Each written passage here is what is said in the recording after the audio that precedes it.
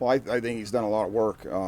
He's done a great job since he's been back. I know obviously the coordinator in Denver or where he was at, and I fished with him this summer, the coordinator in Denver, and he told me how hard he's been working, and you can tell since he's been here he's done a nice job. You liked him last year. I did. I think he was like 85 or 86% all of last spring. So, he did a great job, and I have a lot of confidence in the kid. Kicks a great ball. He's got a strong leg. Really like the kid. I remember we talked with Ross Martin. One of the things you always talked about was the kickoff distance and how important that is aside from his field goals. Was that something with Taylor as well that you wanted him to work on? Was kickoff distance, or was he okay there? Oh, he's good. I mean, always through the preseason, you have your guys, do some shorter kicks because you're always working on your coverage and things like that. And then you'll have them, sometimes in the second half you'll have them kick it out the back of the end zone. But a lot of times in the preseason, guys, you're literally trying to mortar kick and get your guys some coverage, and you want to find out who your guys are and who, you want to see them cover kicks. And so, he's got plenty of leg to kick it out the back of the end zone, and I'm not worried about that at all. What did you want him to improve last year? I think it wasn't what he can improve. I think that Jason came in and just, did a great job. Honestly, I think that, Jason just came in and did a great job, and it was what it was. I think that it was just, I don't know, to be honest with you, they made that decision, and that was. What is the benefit of not having two kickers here right now? That's not something that you can ask me. I mean, I don't make those decisions, buddy. What have you seen from Greg Dortch in return? Greg Dortch has done a nice job. Obviously had a big return last week. He can stretch and cut, and he's a tough little guy and everything like that. I think that he's done everything we've asked him, and I think he's proven that he can do it in this league, and so far in one game, we'll see how he progresses from there. What do you need to see, Brant, from your punchers?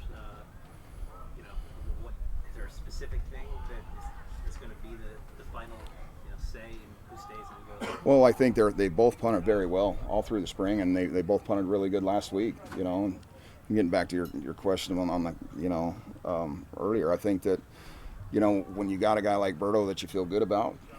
I think it's, we'll ride with him and see what happens.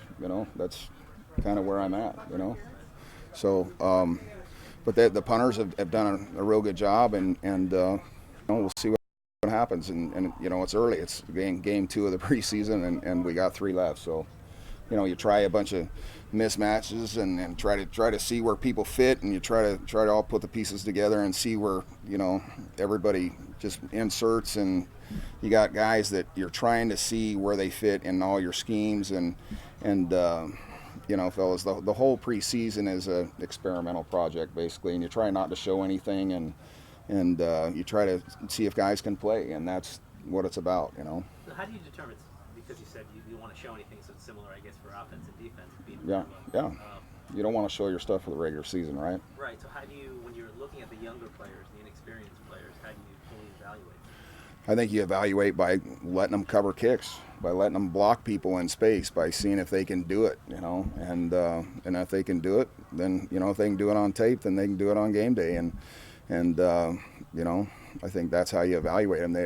You evaluate them every day in practice, but when they get in games against other people and it's live bullets, then that's how you evaluate them. Do you kind of at this point look at all of these guys and say, this guy could be a core guy, that guy could be a core guy, and then just kind of have a list of players that you think in the regular season after cuts, these are guys who could be key for you? I think you have a pretty general idea of the whole roster, but like I said, there's 3.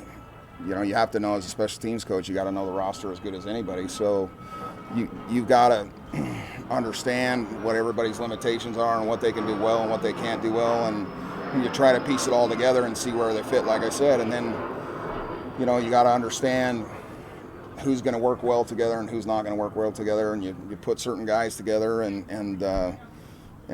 you try to make the best guys work, and so it all depends on sometimes what guys are kept and what guys aren't kept and what you end up with. And so there's a lot that goes to it, you know. What do you We'll teach? take a few more. What do you teach in Cannon to be better at being a runner? Cannon, I think he's I think he's making some big strides as an overall special teams player. I think he's making strides with his hands, and I'm trying to get him to be a little more patient as a returner.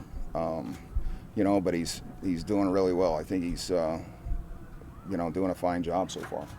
Brant, what happened with Canton's arrow? He walked in the morning, texted me that night, and said, can I talk to you in the morning? And I said, sure, and he was waiting on me when I got here. And, when I saw him, he sat down and said, hey, I just don't feel like I've got any more. I don't want to put you guys in a tough situation. And in my 12th year, guys, I was there myself, and I flew in to take a physical for the Giants, and I didn't have it anymore. I knew right where he was at. I totally understand, and I totally respect it, and I wish him nothing but the best. I have a lot of great things to say about the young man. He is a lifelong friend of me, and, sorry to see him go. I really like him. Sorry, Brant. How difficult is that for an athlete to do? You've gone through it yourself. It was tough, really tough. But when you finally do that, every athlete knows when it's time, and it was his time, it was my time. Every athlete knows when it's time, and he feels good about his decision, and I'm happy, genuinely happy for him, because when you know like that, it's time to go. You wake up and you can't do it anymore. You can't mentally get yourself ready. You can't physically get yourself ready anymore. And if you feel like that, then you know what? It is what it is. You can't do it anymore. Brant, how do you feel like Two more. the overall shape of special teams was obviously a strength for the team last year? 3.5 weeks left before the season. How much more do you need to see? How comfortable are you with all the moving pieces? I've got a really young group this year. I think we've got a lot of work to do. That's for sure. But I think we can hopefully get that done here in the next few weeks. Like I said, when you try everybody, and we're putting guys out there to see if they can play, and